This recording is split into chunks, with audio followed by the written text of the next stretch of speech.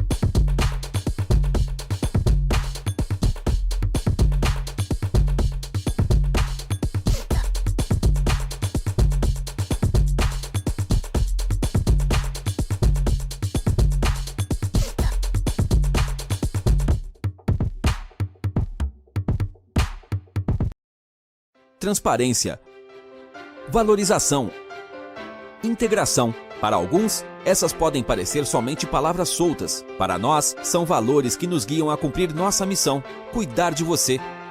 Muito prazer, nós somos a Unimed FESP. Hoje são cerca de 500 mil beneficiários. Mais de 700 colaboradores prontos para te atender. Unimed FESP, cuidar de você, esse é o plano.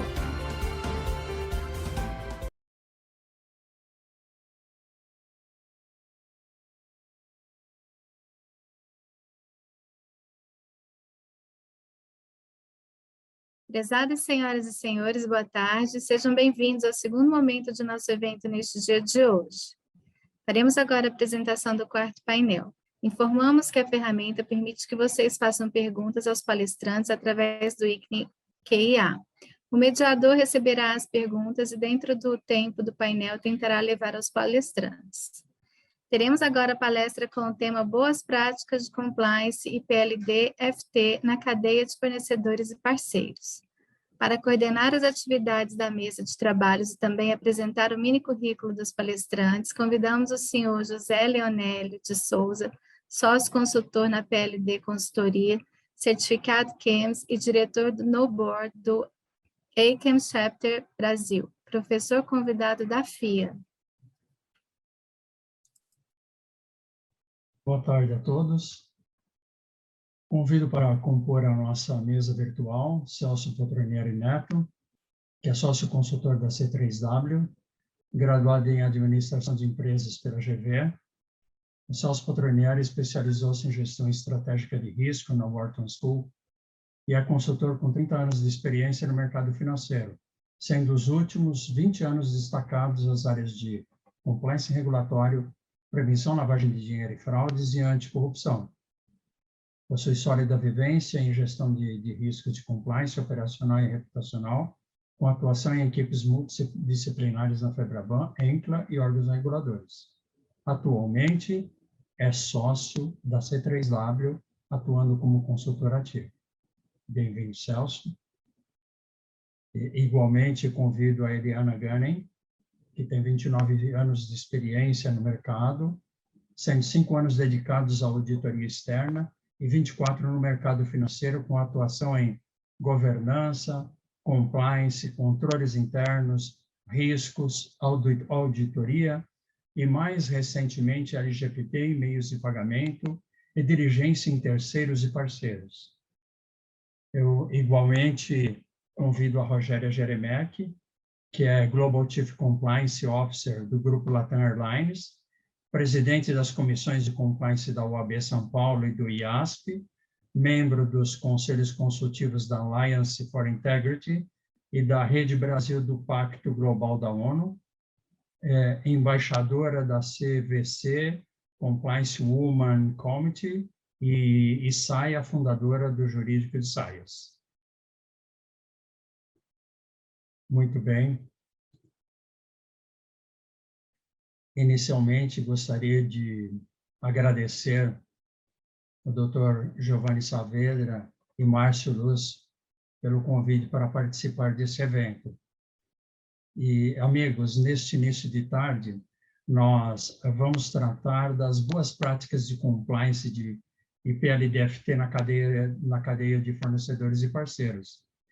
Esse tema vai ganhando cada vez mais resiliência no universo das organizações, já que toda a gama de terceiros, sejam fornecedores, distribuidores, agentes, joint ventures, vendedores, prestadores de serviço e outros, são importantes agregadores de valor aos negócios e auxiliam as organizações a se posicionarem estrategicamente no mercado. E não é sem razão que esse tema tem sido cada vez mais relevante, tanto para os reguladores quanto para as organizações internacionais, que acabam sendo cada vez mais rigorosos no estabelecimento de controles básicos a serem adotados nesse relacionamento com terceiros. Tais controles estão fundamentados nas boas práticas internacionais, visando a perenidade das empresas. E há muitos exemplos de empresas, e sei que vocês têm consciência disso, exemplos de empresas no mercado nacional e internacional que acabam por ser atingidas por penalidades severas e por graves danos à sua reputação, quando um risco do processo ou não foi identificado e mitigado a tempo, né? Seja na esfera do controle da empresa, ou não foi identificado e mitigado na esfera de controle do terceiro. E aqui eu gostaria de destacar uma fala do Dr. Edson Idec, que é o titular da Controladoria Geral do Estado do Mato Grosso, que mencionou nesta manhã que 147 milhões foi o valor da multa às empresas só em 2021 no estado do Mato Grosso. Ou seja, esse é um assunto que deve preocupar as empresas. Diante disso, do universo das regulações e da necessidade premente de as organizações terem que contar com os serviços de terceiros, é fato que gerir os seus riscos dentro do ambiente de negócio atual é tarefa muito complexa frente às incertezas econômicas e também os demais desafios do mercado. É por isso que, para tratar dessa questão que é tão relevante para as empresas, eu convido os nossos ilustres colegas que compõem a nossa mesa hoje e que têm larga experiência no assunto. E, para iniciar, eu peço que tome a palavra a Rogéria Jeremec. Por favor, Rogéria. Olá. Bem, primeiramente, boa tarde a todos, um prazer estar aqui. Muito obrigada, Leonélio, pela gentileza do convite, você sempre lembrando de mim, agradeço demais. Agradeço a Essênio, Márcio Luz também, e cumprimento a todos os meus colegas aqui deste painel. Então, quando a gente decide que vai contratar um terceiro, primeiramente vem a seguinte pergunta: para que eu vou contratar? Né? Para que eu vou aumentar o meu risco e trazer uma outra pessoa para dentro de casa, sobre quem eu não vou ter todo o controle que eu tenho sobre os meus empregados e colaboradores? Essa é a primeira pergunta que nos surge. Mas a gente pode decidir que é para reduzir custos ou que é para centralizar os esforços internos em outro tipo de atividade, porque a gente quer um aumento da qualidade dos serviços, então nós vamos escolher alguém que seja mais especializado naquele determinado serviço, ou até mesmo para facilitar o meu gerenciamento, o meu controle, a organização da minha empresa. E eu hoje vou falar para vocês sobre os terceiros que são os nossos terceiros intermediários, ou seja, os TPIs, Third Party Intermediaries, aqueles que nos representam perante o poder público. O risco, quando a gente fala de um terceiro que seja um terceiro intermediário, ele aumenta sobremaneira, porque esse terceiro, quando fala em meu nome, fala em meu benefício, portanto, sou eu falando. Até eu vou parafrasear aqui a Karine, que citou uma fala do Pequeno Príncipe: tu te tornas eternamente responsável por aquilo que cativas. E eu falo a mesma frase quando eu falo de terceiros, mas eu mudo um pouquinho, fica assim: tu te tornas eternamente responsável por aquele que contratas. Contratou, o problema é seu, está com você e não tem como fugir disso. Ainda mais se a gente estiver falando desse terceiro que te representa, que fala em seu nome.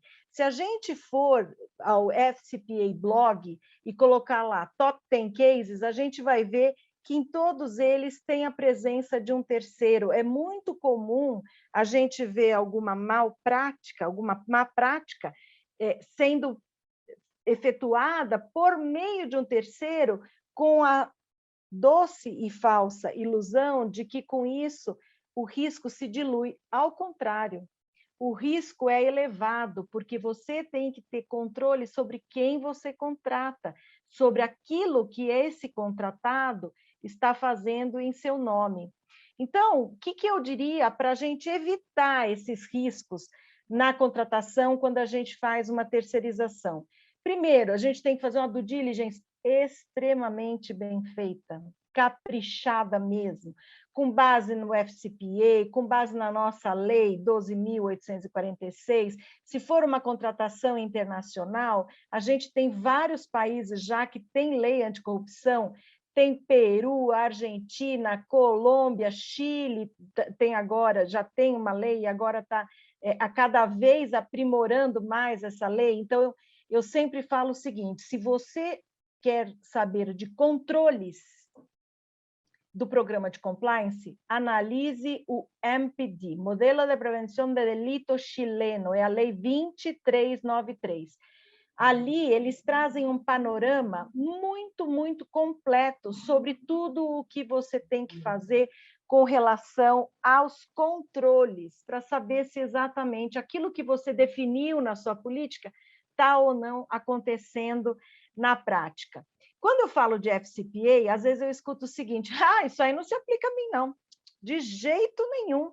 Não se aplica, sabe por quê? A minha empresa é brasileira, eu só vendo aqui no Brasil, eu não tenho nada que ver com os Estados Unidos.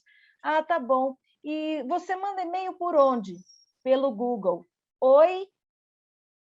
Você está dentro do FCPA. Você usou uma ferramenta americana. Ah, tá, não sabia. Então, você não sabia, né? E onde é que você tem conta? No Citibank, inclusive foi por meio do Citibank que eu mandei dinheiro para a pessoa, para quem eu paguei a propina. Bingo! Citibank americano. O maior exemplo que a gente pode ter com relação a esse poder da extraterritorialidade do FCPA é o caso FIFA. Super emblemático, não tinha nenhum americano envolvido, tudo que aconteceu na Europa, tanto que foram presos suíços, alemães, um francês, que inclusive era um jogador de futebol que todo mundo venerava, né? E o que aconteceu? Por que os Estados Unidos é que foram lá na Suíça e prenderam as pessoas dentro do hotel, que saíram com lençol na cabeça, se vocês se lembram da situação? Usaram um banco americano. Se eu não me engano, Bank of America, não tenho certeza, mas eu sei que era um banco americano. Bingo, acabou, fechou ali. Então, a gente sempre tem que olhar a FCPA, sempre tem que saber, tem que colocar a cláusula, não basta colocar a cláusula, porque você fala com uma pessoa que mal é mal sabe o português e coloca lá, se obriga a cumprir em seus fiéis termos o FCPA, a pessoa nem sabe o que é FCPA, e não sabe o conteúdo, então tem que escrever. E para escrever o que está lá, basta dizer o seguinte, você tem que cumprir as leis, não pode pagar propina e tem que fazer o registro contábil correto. Ponto. Você já fechou a lei e está escrito ali na sua cláusula que tem que ser cumprido. Tá bom, então eu já fiz a minha due diligence, super caprichada, aí eu vou ver as atividades que essa empresa presta para mim. É uma empresa de limpeza. Aí eu contrato essa empresa para construir uma estrada. Alguma coisa está estranha. Ela não tem isso nem no objeto social dela, a experiência dela toda é em serviço de limpeza. Como é que eu contrato para construir outra coisa? Não tem nada a ver. Então, isso é um ponto, é o primeiro red flag que você tem que ter. Aí, outras questões para a gente não ter risco, né? Como é que eu trato esse terceiro? Eu sempre vou tratar com dignidade, com respeito, mas como um terceiro. Ah, mas agora não tem a nova lei que permite que eu tenha terceiros, inclusive residentes? Sim, é verdade. Só que se o terceiro for terceiro só no nome e na prática ele for um funcionário, ele será reconhecido como tal pela Justiça do Trabalho, porque no direito do trabalho o que manda é o contrato realidade. Eu ponho o nome que eu quiser no contrato, eu chamo a pessoa de analista júnior. Se ela tiver função gerencial, se ela for reconhecida por todos na empresa como um gerente, talvez você não consiga demonstrar em juízo que ela não era gerente. Então, todo esse cuidado que a gente aplica e que sempre se falou com relação à Justiça do Trabalho, também tem que ser observada quando eu falo de um terceiro. Tá bom. Eu tenho que ter um administrador para fazer esse meio de campo. Como eu disse, né? Se eu trato o terceiro como se funcionário fosse, ele pode eventualmente vir a ser reconhecido como meu funcionário. Não sou eu que tenho que dar dispensa para a pessoa, não sou eu que tenho que autorizar a sair mais cedo para ir na festinha do filho, não é para mim que ele tem que dar conta de que o carro quebrou. Não, não é comigo. Inclusive porque se eu terceirizo o serviço, eu terceirizei o serviço, eu não estou contratando a pessoalidade daquele prestador. E isso pode ser trocado. No caso de eu falar de um TPI, vejam como isso tudo se exacerba, porque, além de tudo, ele tem a representatividade, ele fala em meu nome. Então, é muito importante que a gente faça o treinamento do meu pessoal que vai lidar com esses terceiros, para que saiba exatamente de que maneira lidar com a situação. Vou dar exemplos aqui de TPIs, de terceiros. Então, tá bom. Então, podem ser pessoas físicas ou jurídicas, podem ser nacionais, podem ser estrangeiras, que atuem como agentes do contratante, me representando ou atuando em meu nome. Então, vamos dar os exemplos clássicos. Os franqueados atuam em meu nome. Os consultores, advogados, esse é o exemplo clássico. Ah, mas eu contratei para fazer um parecer jurídico. Aí não, aí tudo bem, aí ele não é um TPI naquele caso concreto. Mas se você contratou para te representar em juízo e ele fizer alguma atrapalhada lá, oferecer alguma coisa para o juiz, seja lá o que for, é você que está oferecendo. Esse é o cuidado enorme que a gente tem que ter quando contrata um TPI. Tem os despachantes aduaneiros, tem de tudo. Aí eu vou falar uma coisa para vocês, um exemplo que até nem é meu, é de uma grande colega minha, também que atua no compliance. Ela atua para uma rede de restaurantes de fast food. E essa rede ia inaugurar uma nova loja num determinado dia. E só faltava um probleminha no encanamento e chamou para isso um encanador. O encanador cobrou R$1.000, ela tirou os R$1.000, deu e foi para onde? A inauguração seria naquele dia, à noite. Ela foi para o cabeleireiro, fazer cabelo, maquiagem, unha, para sair linda nas fotos. Bem naquele horário que ela saiu e que está lá o encanador trabalhando lá debaixo da pia, ou sei lá onde que era o problema no encanamento, chegou um fiscal para liberar o funcionamento daquele restaurante. E quando essa dona voltou lá para ver se estava tudo certo, não tinha problema nenhum, poderiam fazer a inauguração daquela nova loja da franquia de alimentos, o encanador virou para ela e falou assim: olha aqui, dona, quero dizer para a senhora uma coisa, a senhora vai ter que me pagar de novo, porque veio aqui o fiscal e ele não ia liberar, porque ele viu que tinha problema no encanamento que eu ainda estava resolvendo. Então, ele falou, eu não vou liberar, vocês não vão abrir hoje à noite. Aí, eu peguei aqueles R$1.000 que a senhora tinha me pagado e dei na mão dele. Bom, ele achando que estava fazendo a melhor coisa do mundo para a rede que tinha contratado.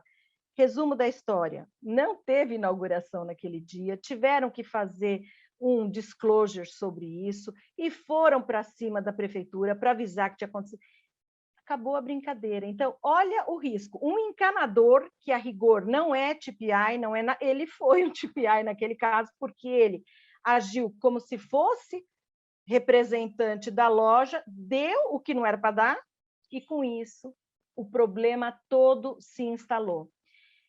Outra coisa que eu sempre falo, quando a gente fala de despachante, quando a gente fala de TPI, melhor dizendo, a gente fala assim, não, valores grandes, né? Na minha empresa, a gente exige contrato escrito, a gente exige isso para contratos grandes, acima de $1 milhão. Aí eu falo, tá bom, basta um despachante desses de carro mesmo, que cuida da tua frota de 2 Gols que você tem lá, velhos. Mas aí um teve problema, um acidente, não sei o quê, não renovou, o motorista estava com a carteira, não sei que jeito, ele vai dar uma propininha para conseguir resolver aquela situação. Pronto. Você paga para o cara por mês R$500, só que ele te deu um problema que você vai gastar uma fortuna com um advogado, vai ter problema, vai ter que se explicar. Então, não é pelo valor. A gente tem que estabelecer os critérios para o TPI em si, o terceiro intermediário, independentemente do valor do contrato, porque, como eu disse, era um encanador, ele ia receber R$1.000, serviço one spot, e ele criou toda uma situação para aquele pessoal lá. É muito importante a gente ter isso em mente quando a gente fala de terceiros, quando a gente fala de contratação de terceiros. Não é uma coisa simples, não é uma atividade corriqueira, é por isso que tem tanta empresa especializada em fazer a due diligence, tem tanta consultoria especializada em até fazer aquela a due diligence mais profunda, que a gente chama de due diligence nível 2, quando há algum risco.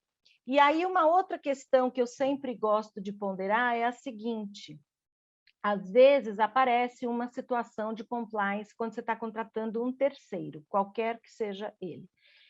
E às vezes você só tem aquele para contratar.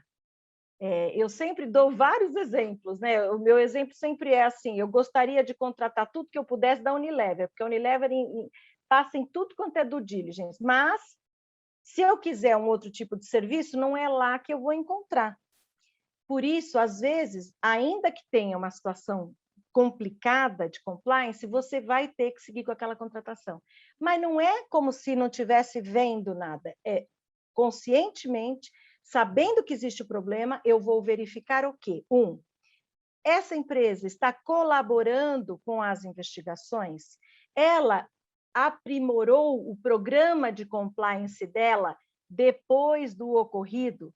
Quais são qual é o plano de ação? Quais são as perspectivas que ela tem para o futuro? O que ela está fazendo da vida? Então, assim, e a gente vai fazendo um acompanhamento. Agora, se for uma coisa gravíssima e não tem conserto, e a gente não consegue se livrar daquela empresa do dia para a noite, porque ela está com muito trabalho com a gente está numa dependência de terceiro, que esse é outro erro, né?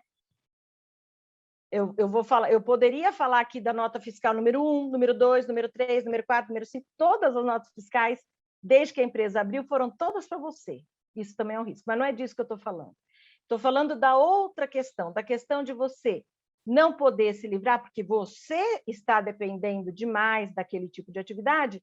Aí você tem que traçar um plano de ação para você, para que você possa, aos poucos, se livrar daquele tanto de atividade e, com isso, continuar tocando a sua vida.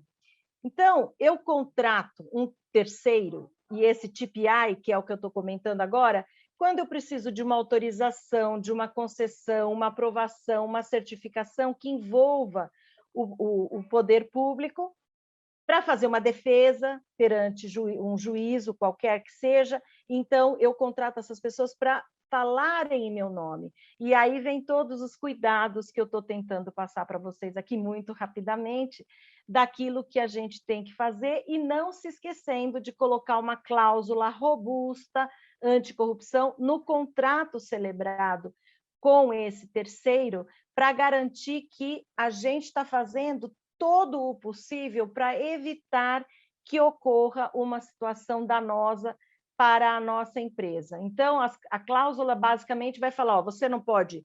essa lei é a lei poupa, né? A nossa lei é a lei poupa. Prometer, oferecer, pagar, aprovar o pagamento de propina. E eu colocaria também o aceitar, né? O aceitar também, porque é para os dois lados. Então, o que eu faria é isso, colocar numa cláusula que essas atitudes que eu acabei de citar estão todas proibidas, exigir o detalhe da fatura, estar certo de que o preço cobrado é o preço de mercado. Vou dar um exemplo muito rápido que já deu os meus 15 minutos aqui. Você contrata um parecerista. No mercado, a gente sabe que o parecerista muito bom, muito renomado, professor, doutor, livre docente, catedrático, cobra 150, 200 mil, pode cobrar até 300 mil, dependendo de quem seja, tá bom. Aí você arruma um cara que vai te cobrar 1,5 milhão e você paga com gosto. Muito estranho, não está no mercado, não está um preço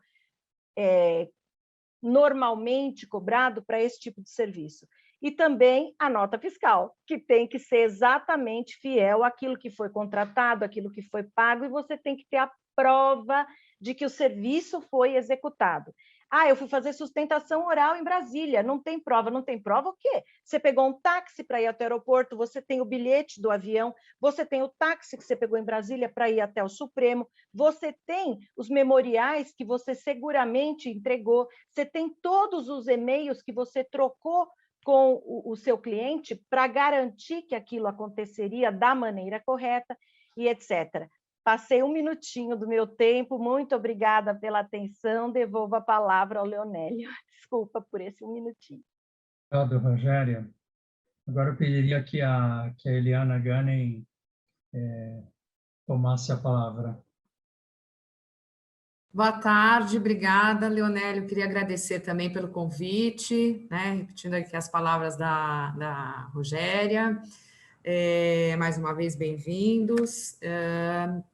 Eu sou Eliana, eu sou Head de Compliance da Connect Car, que é uma empresa de meios de pagamentos que proporciona ao cliente passagens automáticas em rodovias, estacionamentos e demais serviços com uma plataforma digital através de soluções para o veículo e o seu proprietário.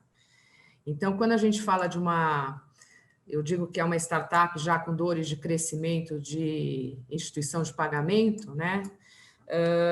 O que a gente tem por trás desse business é praticamente uma empresa de tecnologia, né?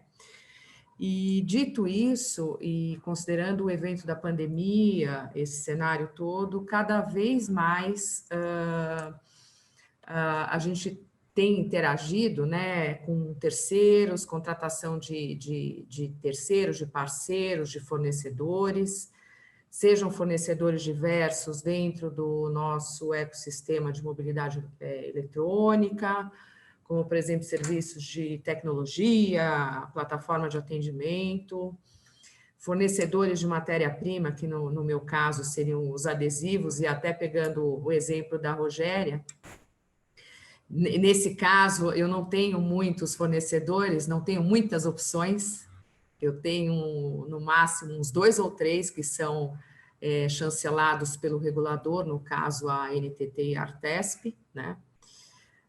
Tenho também terceiros que complementam nossas plataformas, que é o core, né, que é o coração, que são meios de pagamentos, plataforma de meios de pagamentos e gateway, e também os nossos parceiros, que assim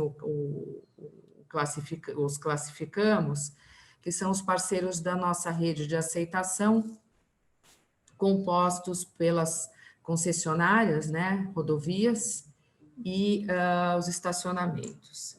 E aí nos perguntamos, né, quem são os nossos fornecedores, quem são os nossos parceiros, qual o impacto que uma má contratação pode trazer em termos de danos reputacionais, financeiros e regulatórios, né? Nesse senso, o que é importante, né?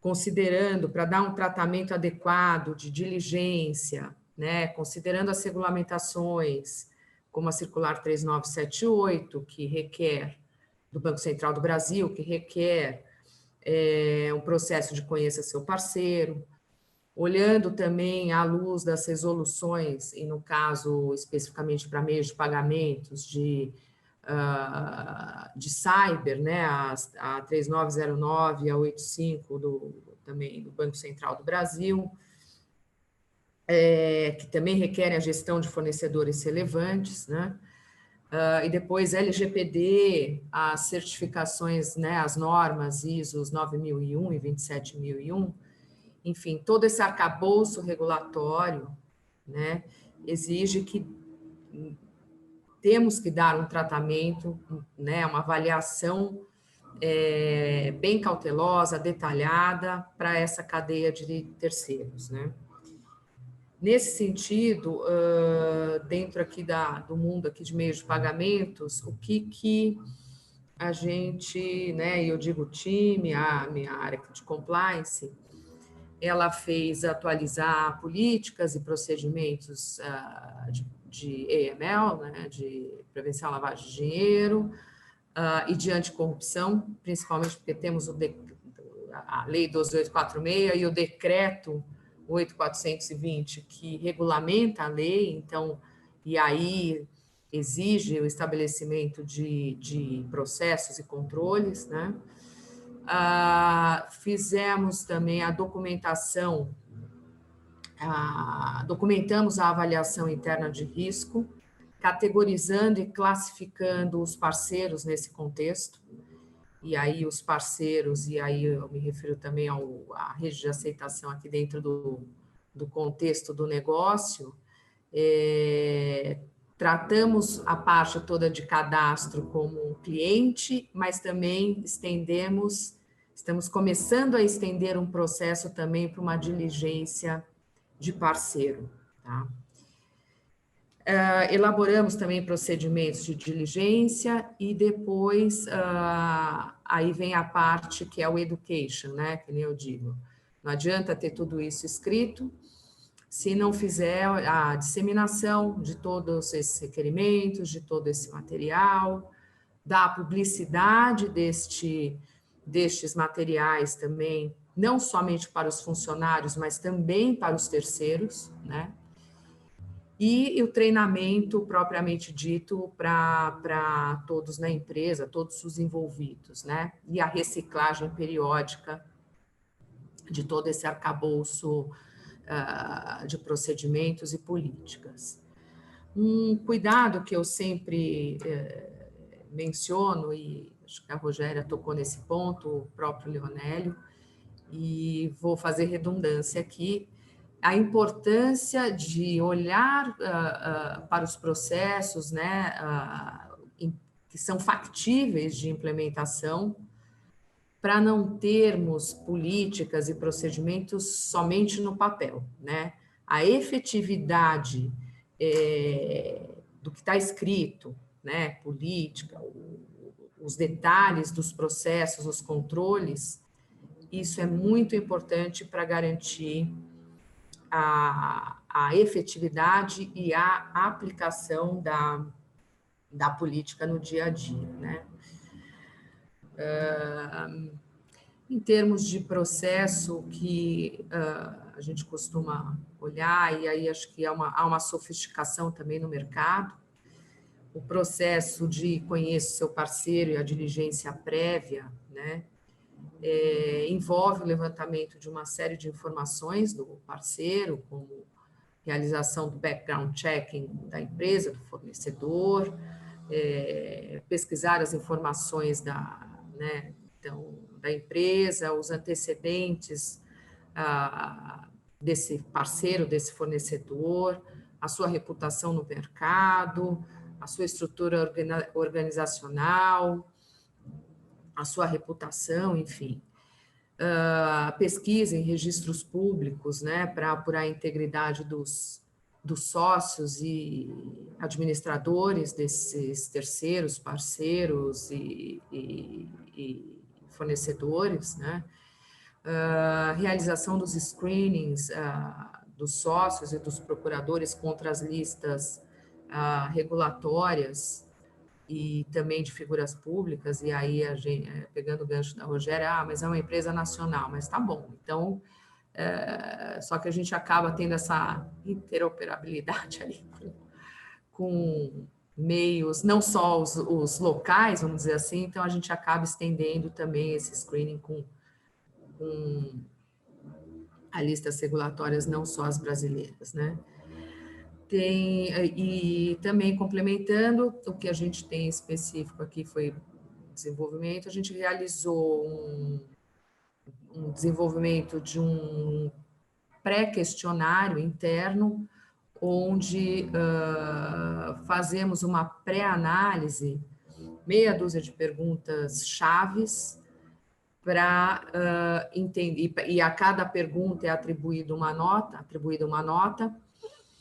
e dependendo das respostas, a gente consegue chegar numa conclusão se aquele parceiro, fornecedor ou terceiro que desejamos contratar, ou que até mesmo já esteja dentro de casa, mas que estejamos fazendo toda essa reavaliação periódica, vai ser atribuído um rating, e com base nesse rating atribuído, a gente entende, né, conclui-se se aquele parceiro tem uma classificação complexa ou crítica, enfim, que vai operar com as nossas informações, com os nossos processos, e aí um due diligence, vamos dizer assim, mais reforçado. Então, se o fornecedor tiver essa criticidade, a gente aplica, então, uma diligência mais, vamos dizer, detalhada e direcionada, olhando aspectos de existência, né, de controles, no que toca compliance, controles internos, código de conduta, processos de prevenção à lavagem de dinheiro, processos para garantir a aderência à lei de anticorrupção, LGPD, segurança cibernética, segurança da informação, aspectos de tecnologia e de continuidade de negócios, né?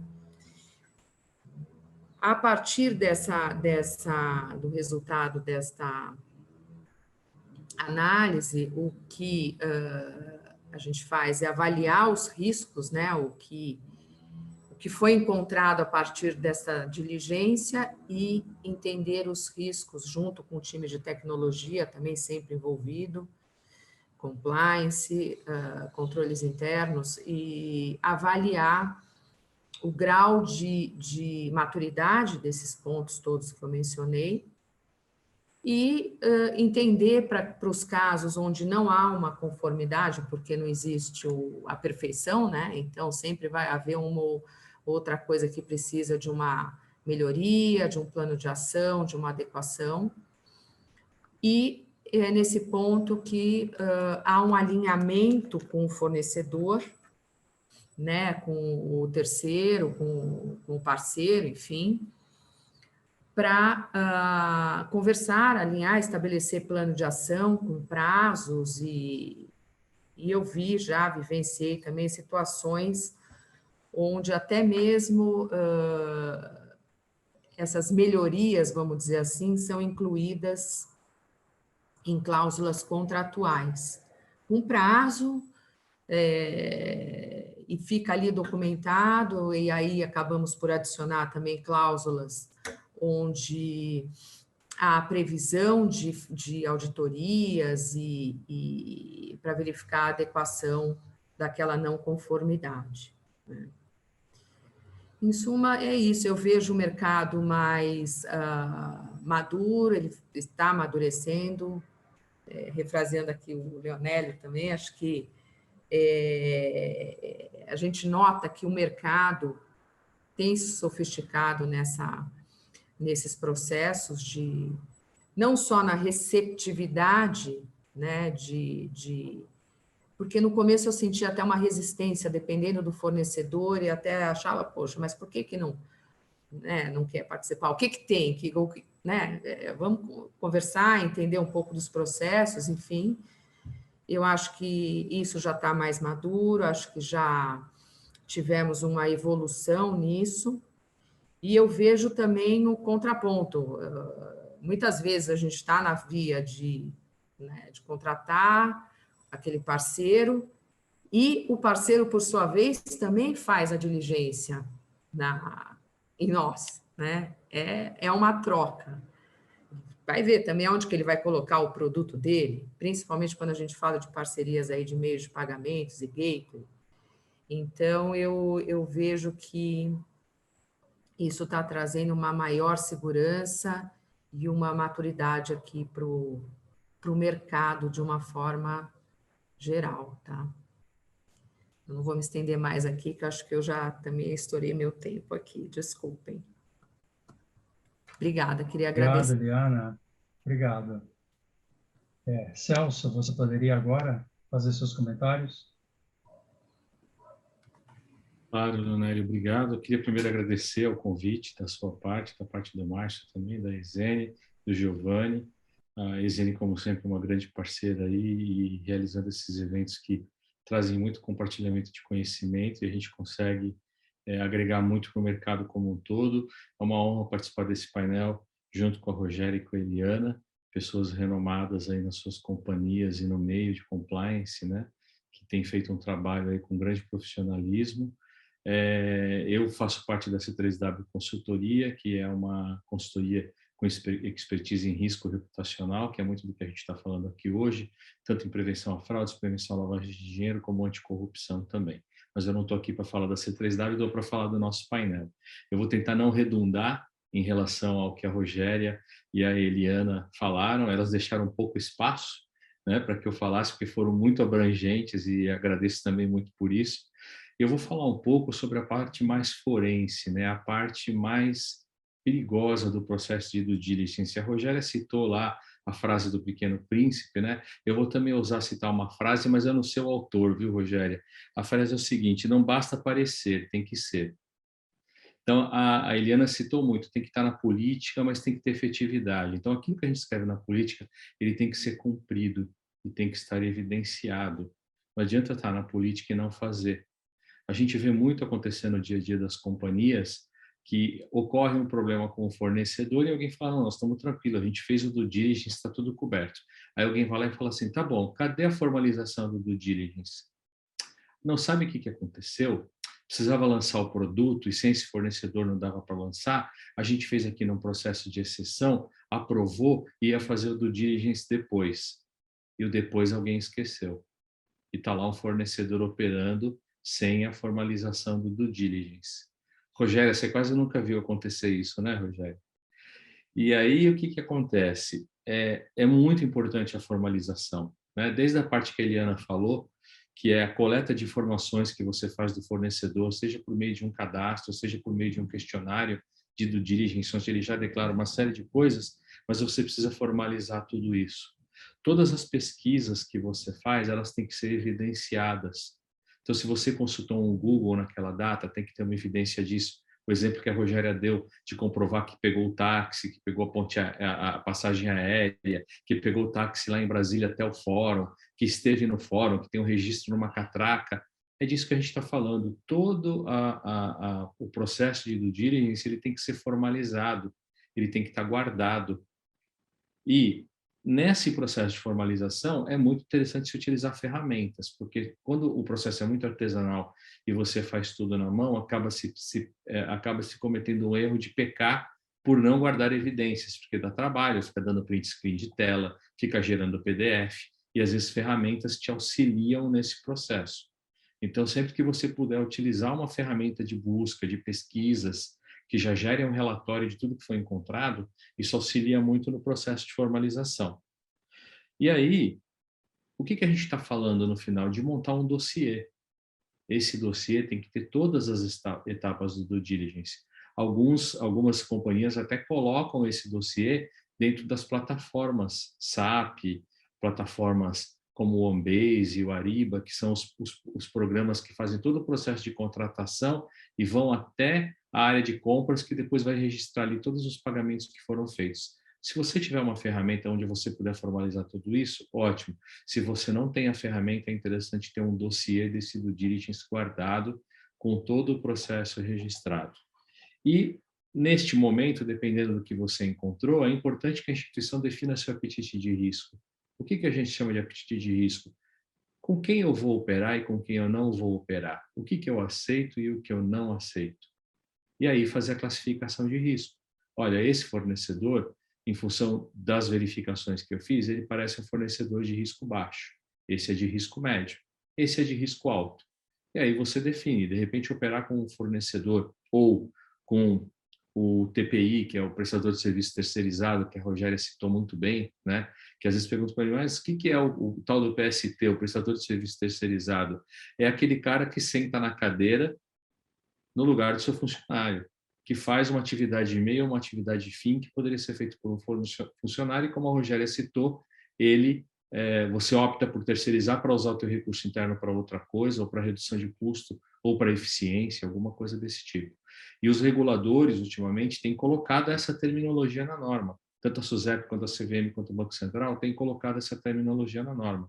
Então, é uma exigência regulatória. Não tem como fugir disso. E uma vez que você faça toda a formalização do processo, que você registre tudo que você olhou no dossiê, né? Ah, olha, agora eu tenho que olhar socioambiental. Então, aonde você olha? Aonde fica registrado que você consultou socioambiental? Onde fica registrado que você consultou mídia desabonadora? Onde fica registrado que eu consultei a lista do Conselho de Segurança das Nações Unidas, que é exigida por quase todos os países, inclusive o Brasil? Aonde fica registrado que eu consultei a lista do OFAC, porque eu opero com os Estados Unidos, eu tenho que consultar a lista do OFAC. Então, você tem que saber todas as listas que você tem que consultar, e isso tem que também estar formalizado dentro do teu dossiê, dentro do teu processo de aprovação. E, por fim, não menos importante, tá bom, o fornecedor é baixo, médio ou alto risco. De quem é a alçada para aprovar? Não vem colocar alçada no estagiário, no analista de compras júnior, no analista de contrato, e depois falar que foi ele que autorizou. Isso tem que estar, no mínimo, na liderança da companhia e na alta gestão, para que tenha um comprometimento de aprovação. Porque não adianta falar assim, não, esse fornecedor entrou com todos esses restritivos, ou como sendo de alto risco, porque a pessoa que aprovou foi o analista e ele não estava atento para isso. A gente não vai falar de juridiquês aqui, né, Rogéria, mas tem que falar um pouco sobre a teoria da cegueira deliberada, né? Não é porque você fez e alguém não viu que você não está com um problema, você está com um grande problema. Então, não adianta se colocar em cegueira deliberada, você tem que, de fato, registrar e levar para aprovação. Pode ser uma aprovação em alçada individual, de um gestor de uma área, de um head, ou de um comitê, depende daquilo que a companhia vai definir, mas isso também tem que estar escrito na política, no procedimento e muito bem definido, porque é por aí que você vai usar todas essas informações numa questão forense para se defender e poder mostrar que você fez o seu melhor, que você cobriu tudo aquilo que a sua política dizia. E aí, trazendo o que a Eliana falou, o processo é feito para não ser cumprido. Então, alguém precisa periodicamente olhar a efetividade, né? E isso pode ser a própria área de compliance, fazendo testes, ou uma área de risco operacional, e a própria auditoria tem que olhar isso no seu programa de auditoria. Não adianta ter tudo isso e depois a auditoria, quando vai auditar, nunca olha para isso. Tem que ter cobertura da auditoria, para ver se o processo continua sendo efetivo e estão seguindo tudo que está definido nas políticas e procedimentos. E tudo isso ficar formalizado, como eu disse, num dossiê. Todo o processo do due diligence tem que estar num dossiê, inclusive a alçada de aprovação, onde foi aprovado, tem que estar registrado. E, por fim, para que o processo seja coroado, você tem que definir, ou pela classificação de risco, ou por algum critério que você colocou no momento da aprovação, como é que isso vai ser renovado? Ou seja, eu vou revisitar a questão reputacional e reavaliar o relatório de due diligence deste fornecedor, deste prestador de serviço, deste parceiro, de quanto em quanto tempo? Se este parceiro ainda é regulado, ou é uma pessoa obrigada a cumprir a Lei de Prevenção à Lavagem de Dinheiro, a Lei 9.613, você tem um dever de diligência ainda maior, porque ele tem um regulador próprio também, que tem uma série de exigências que ele tem que seguir. E você tem que acompanhar nesse regulador se não está tendo nenhum incidente com esse teu parceiro. Então, é importante que se defina um processo de renovação, que pode ser definindo uma data no momento que você aprovou, pode ser de acordo com a classificação de risco, ou ainda, você não vai ter uma data de renovação, porque periodicamente você vai rodar uma atualização de monitoramento para ver se aquela contraparte, né, seja o parceiro, fornecedor, prestador de serviço, se ele está aparecendo em alguma lista, ou se ele está tendo uma mídia desabonadora. E isso te gerar um alerta de monitoramento. Existem situações, inclusive, que se incluem informações creditícias dentro deste fornecedor. Por quê? O exemplo que a Rogéria deu de prestação de serviços, lá que ele coloca os funcionários dele para trabalhar para você. Mas se ele estiver tendo um problema de crédito e correr risco dele não ter dinheiro para pagar salário ou pagar 13º, quem vai pagar é o contratante, onde aquele funcionário está alocado, certo, Rogéria? Então, é uma questão importante de você ter esse monitoramento. Em alguns casos, se inclui também o monitoramento de questões creditícias, né? Isso, inclusive, previsto em contrato. que também pode compor esse dossiê. Então, eu quis aqui trazer um pouco dessa questão regulatória, forense, para demonstrar como é que esse processo todo deveria ser formalizado, a prova de bala, passar pelos testes de que realmente está sendo feito, para que quando você tem um problema, você tenha uma documentação parruda que defenda a instituição, defenda a organização, a empresa, a companhia, dizendo, olha, eu fiz o due diligence no momento que esse fornecedor entrou, ele não tinha esse tipo de problema, ou ele tinha, eu aprovei isso é alçada porque eu resolvi correr um determinado risco. Não tem problema, o importante é que você fez. Era isso, Leonélio, eu quero devolver com alguns minutos aí para a gente poder responder perguntas, que eu sei que você deve ter perguntas aí dos nossos ouvintes, da nossa Excelente. audiência. Obrigado, Celso. Queria aproveitar, então, para trazer uma questão que está muito linkada com aquilo que você acabou de falar. Qual é o processo que vocês recomendam, né, para avaliar os riscos, vamos dizer assim, o subconjunto de riscos de controle que são inerentes ao fornecedor, ao terceiro que você está contratando? E como vocês avaliam a capacidade do terceiro de administrar os seus próprios riscos? Inclusive, você falou, esse terceiro pode ter um regulador, pode ter que cumprir uma série de questões. Então, como é que é a atenção de vocês com relação a isso? O que vocês gostariam de mencionar? Começando por você mesmo, já que está com a voz mais quente. Claro.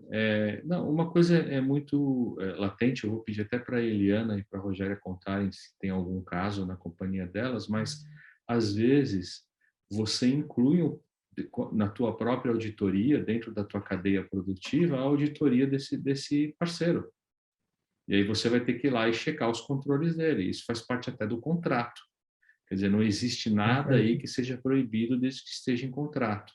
Então, eu vivenciei uma situação onde nós tínhamos um terceiro que fazia toda a formalização de contrato e levava os contratos para a assinatura do cliente, né? E depois ele dava um retorno dizendo, olha, está tudo assinado, pode seguir com o processo.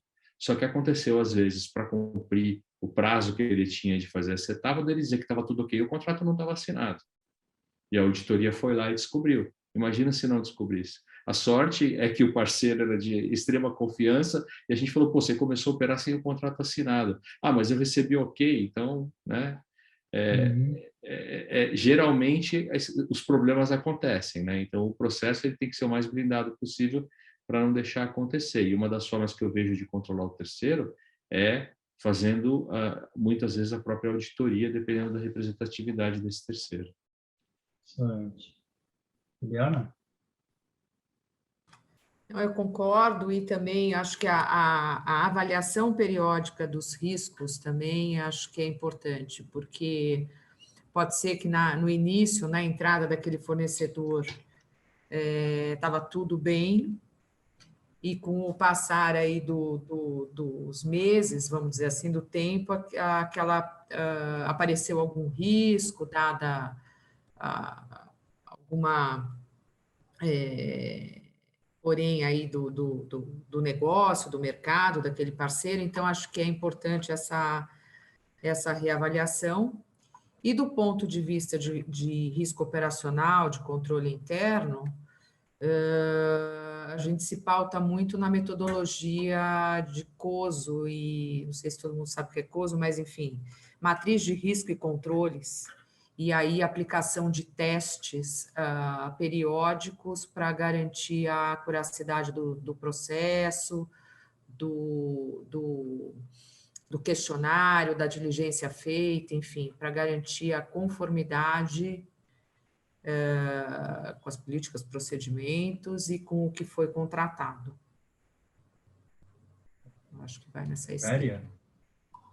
Então, eu queria falar uma coisa sobre isso que foi mencionado, né, pelo Celso, o contrato. Às vezes, o contrato é uma arma voltada contra nós. Por que eu digo isso, né? Você coloca no contrato que você vai fazer diligências in loco para verificar como é que está sendo a prestação do serviço, para verificar as instalações, para verificar se todos os requisitos de segurança estão sendo cumpridos, você vai checar o data lake do prestador para ver como ele trata os dados sensíveis da sua empresa, dos seus clientes, por conta da LGPD, está tudo em contrato, inclusive com prazo. A cada 3 meses eu checo isso, a cada 6 meses eu checo aquilo. Cada nota fiscal que ele te entrega, você só paga depois que ele junta para você, se for um prestador de serviço com pessoas a cargo, trabalhando dentro da empresa, quando ele juntar para você a GFIP, todas as notas pagas, ele recolheu lá o fundo de garantia de todo mundo, etc, etc. E aí, o que você faz? Você pega e não vai lá fazer a vistoria, não faz a verificação em loco que você dizia que faria no contrato, você recebe essa papelada, vem aquela caixa, né? Primeiro que você não consegue identificar se aquilo que está lá corresponde com aqueles seus funcionários ou não, porque a empresa tem 5.000 funcionários, mas tem 5 que trabalham para você. E você não consegue saber se aqueles 5 estão dentro dos 50, você não consegue identificar. E também você nem perde tempo em olhar, você pega aquela caixa do jeito que veio e enfia lá em algum lugar, aí um dia você abre a sala onde estão as caixas e tem 2 paredes cheinhas de caixa que você nunca abriu. Isso é um tiro no pé, porque o fato de ter previsão contratual e você não cumprir o que está no contrato vai ser usado contra você.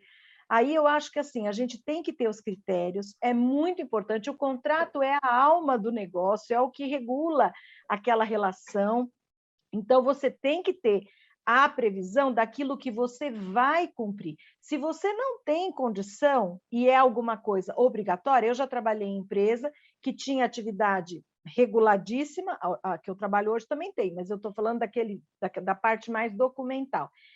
E a gente tinha que fazer a verificação em loco, nós não tínhamos mão de obra para fazer, o que a gente fazia? Contratava uma consultoria para fazer para nós, mas ela fazia, inclusive algumas empresas foram descredenciadas, deixaram de poder fazer o serviço em razão da auditoria que foi feita, porque foram lá e constataram que... Então, o que eu digo é o seguinte, se você tem obrigação de colocar determinada coisa no contrato, coloque, porque é obrigação, e cumpra. Se você não tem obrigação, você veja se é necessário ou não, e se puser no contrato, dê um jeito de cumprir. Contrata alguém para fazer para você, esparça um pouco mais. Você faz um contrato de 3 anos, você fala que nos primeiros 12 meses haverá, e se tiver tudo bem, você só faz no final para checar se tudo foi bem. Algum jeito tem que ser dado, mas esse é um ponto que tem que ser considerado, porque o contrato foi feito para proteger e assegurar direitos, não para criar problema para ninguém. Excelente, Rogéria. Obrigado a todos. Nós vamos ter que encerrar porque está no nosso horário. Só queria lembrar uma questão para incomodar, né, a todos da audiência, que é o seguinte, nós falamos do terceiro. Não se esqueçam, tenham atenção com as quartas partes que podem entrar nesse jogo, né? E você precisa acompanhar e ter certeza de que sabe quem são eles. Se não entra um encanador da vida que a Rogéria falou, que não fazia parte do jogo e acaba entrando no jogo. Então, pense na quarta parte, os famosos quarteirizados do processo, que também tem que estar sob seu controle. Obrigado a todos e eu devolvo a palavra para a Isene. Olá, boa tarde. Nós tivemos aqui um imprevisto com a nossa cerimonialista, mas como a gente sempre menciona, né? A gente acaba jogando aí a bola desde o meio do campo e marca o gol, não tem problema não. A gente aprende a ter que jogar aí a bola muitas vezes desde o meio do campo e driblar todo mundo, fazer o gol, correr para o abraço, é assim mesmo. Muito obrigada, José Leonélio, por este painel, obrigada, Rogéria, obrigada ao Celso, obrigada, Eliana, ao Márcio, foi um painel fantástico, realmente, gente, gestão de terceiros, é tudo, né? A gente precisa se organizar muito. Eu vejo mesmo clientes que eu assessoro e que às vezes me perguntam, mas tem necessidade mesmo disso? A gente precisa mesmo fazer isso, né? E eu falo, só precisa, né? Não tem como. Ah, não, mas essa due diligence é tão trabalhosa, ainda vou ter que ficar fazendo isso a cada 6 meses, a cada 1 ano. Eu falo, bem, mas é a necessidade do negócio, né? Um negócio complexo, regulado, com uma inserção de inúmeros terceirizados, quarteirizados, a gente precisa, né? Obras, então, é uma loucura, a gente precisa sim ter ferramentas, né? Ferramentas mesmo, softwares, para nos ajudar a fazer essa gestão. Enfim, amei o painel, vocês todos estão de parabéns, muito obrigada.